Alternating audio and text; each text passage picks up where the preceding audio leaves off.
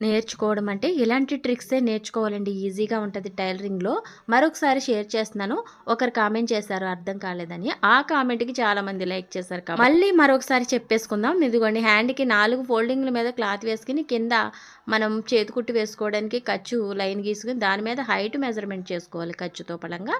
Height measurement కూడా స్ట్రెయిట్‌గా ఒక లైన్ గీసుకోవాలి. హ్యాండ్ అసలు మార్కింగ్ ఇది. ఇది ఖర్చు మార్కింగ్ ఓకేనా? ఇదిగోండి. ఈ విధంగా తీసుకున్నాక హ్యాండ్ చివరి కొలత కూడా తీసేసుకోండి. ఖర్చుకు 2 ఇంచులు ఎక్స్ట్రా. క్లియర్‌గా అర్థం చేసుకోవాల్సింది ఇక్కడ హ్యాండ్ కరువు తీయడం. చూడండి చిన్న సైజుల వరకు 2:30కి, పెద్ద సైజుల వరకు 3కి హ్యాండ్ డౌన్‌కి మార్కింగ్ చేసుకుంటాం కదా!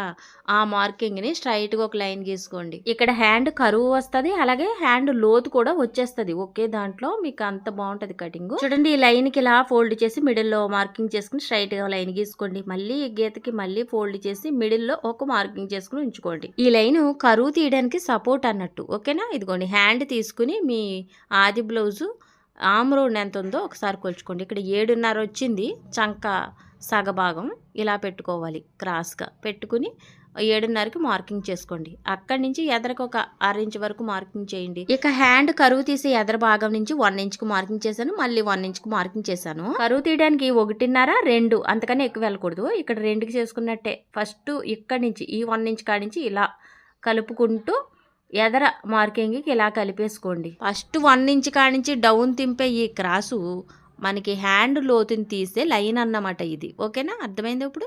ఇక్కడి నుంచి మిడిల్‌లోంచి పైకి 1 ఇంచ్ పెట్టుకోండి. ఏదైతే సెకండ్ మార్కింగ్ ఉందో అక్కడి నుంచి కరువు దింపేయండి. ఇదేంటి హ్యాండ్ లైన్ అండి ఇది. హ్యాండ్ కరువు అన్నమాట. ఇలా కలిపేసుకోండి.